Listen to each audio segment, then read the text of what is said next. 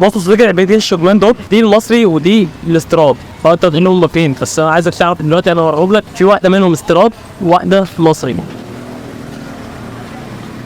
بس انا خلينا نفكر واحده كده، عايز اوريك مدى ان هم قد ايه قريبين من بعض.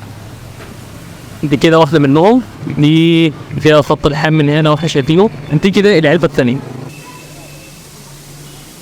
العلبه دي ما فيهاش خط لحام ومسحوبه قطعه واحده برضه من قدام. هنا ما فيهاش مصفى. وانا بتكلم معاك كده الصراحه في فرق بين الاثنين، بين الاستيراد وبين المصري، لكن فرق السعر برضه هو اللي بيحكم. وكون ان في حاجه بتتصنع هنا في مصر دي حاجه كويسه. علبه الشكمان دي متصنعه في مصر، الفرق بين الاثنين ده مش كبير قوي، مع بعض الحاجات تفاصيل بسيطه. وزي ما وريتك كده العلبه دي مسحوبه حته واحده، ما فيهاش لحامات داخليه، والشكمان قطعه واحده.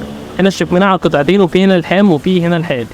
ممكن التفاصيل دي ما تفرقش قوي في الاداء، لكن احنا بنتكلم ان هنا الصناعه المصريه برضو بتطلع حاجه كويسه. كده علبه الشكمان اللي احنا بنتكلم عليها الاستيراد هي هاي كوبي، هاي كوبي الصناعه المصريه ده من حاجه بنتكلم عليها النهارده، بتديك نفس النتيجه في اداء الموتوسيكل او بتديك نفس الصوت في اداء الموتوسيكل، ولكن فرق السعر هو اللي بيتكلم. علبه شكمان الاستيراد ديت من جوه مكونه من مصفى او فيها مصفى وفيها عازل حراري، نفس الكلام في التصنيع المصري ده موجود فيها برضه من جوه مصفى وعازل حراري. طب الحاجات ديت متصنعه فين؟ متصنعه عند ابو شعبان الاصلي، هو اللي بيصنع الحاجات ديت، وهو طبعا ما شاء الله مشهور جدا بموضوع الشكمانات ده. موجود عنده انواع الشكمانات كتير، وعشان كده هو قرر ان هو يصنع الشكمانات دي. وفي تجارب كتير الناس جربت الشكمانات ديت، ويعني كذا حد جرب الشكمانات المصريه دي، والدنيا ماشيه في الاخر بيدينا تقريبا نفس النتيجه، ولكن فرق السعر. برضه انا قلت اطلع مع مصطفى خليه هو يتكلم عن الشكمانات اللي هو بيصنعها بنفسه، وهو اللي متكفل الموضوع ده وحاطط الموضوع في دماغه وعايز يصنع شكمانات مصري بكواليتي عاليه. فانا هخليه هو يتكلم معاكم. بصوا يا جماعه، احنا بدانا صناعه الشكمان الام 4. الشكمان ده اللي احنا بدانا بيه وطرحناه في السوق المصري، وكان بيتباع يعني في رينج 700 جنيه. اجتهدنا وعلينا في شغلنا ووصلنا للمرحله دي. الشكمان ده يا جماعه زي ما قال معاذ بالظبط، بالنسبه لتكوين الشكمان مصفى كعازل حراري. مواصفات الشكمان عامه اللي بتبقى موجوده في اي شكمان موجوده في الشكمان ده، هو مش مجرد حته حديده. الشكمان يا جماعه بمواصفاته المظبوطه هتركبه بدون اي قلق. واحنا ركبنا الشكمان ده في كذا موتوسيكل، كذا نوع موتوسيكل، بقالنا 3 سنين تقريبا بنشتغل في الشكمان المصري اللي وريته لكم، وده الطرح الجديد بتاعه. ما اعتقدش ان لو انا ما كنتش قلت لك او معاذ ما كانش قال لك ان انت كنت تقدر تقول ان ده مش مستورد. باذن الله يا جماعه انتوا هتشوفوا شغل كتير مصنع مصريا.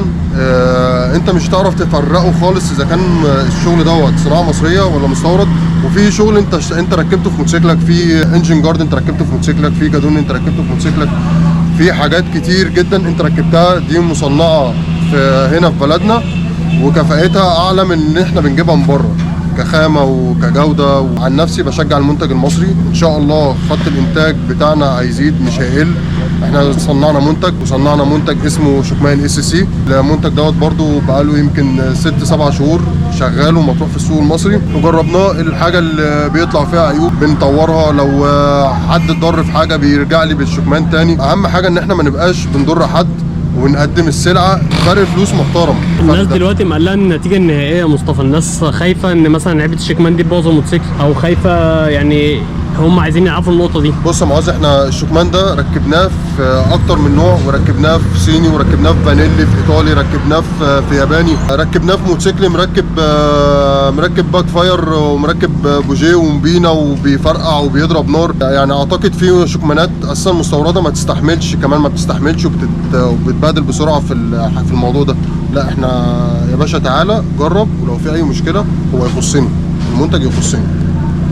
شكرا مصطفى. شكرا يا جماعه. طيب عشان برضه نكون عارفين السعر وايه اللي يخليك نركب العلبه المصري وما تركبش مثلا علبه الاستيراد، او لو انت يعني موضوع عايز تعرف الاسعار عامله ازاي. العلبه الاستيراد دلوقتي في السوق رينج السعر بتاعها من اول 1250 معاك لغايه 1400 جنيه، غير ان انت مثلا لسه هتركبها وبتاع. التركيب مش هيقل عن 200 جنيه مثلا، ان انت بتفك وتلحم وتركب من جديد والكلام ده كله، فهتصرف لك فوق ال 1500 جنيه. العرض مقدم من ابو شعبان الاصلي، ان انت لو جيت قلت له من طرف الموتور هتركب علبه الشكمان المصري، وعشان هو عارف ان انت ممكن تكون مقلق من حاجه زي كده، هو مقدم ضمان على العلبه دي ضد عيوب الصناعه لمده شهر كامل. هتيجي تركب العلبه دي تركيب وهتاخد العلبه ب 1000 جنيه بس، يعني تقريبا هتوفر حوالي من 500 ل 600 جنيه. طيب في النهايه برضه خلينا نبص على التفاصيل بتاعت علبه الشكمان المصري مره ثانيه، علشان نبص على حاجه فيها الشكل الخارجي.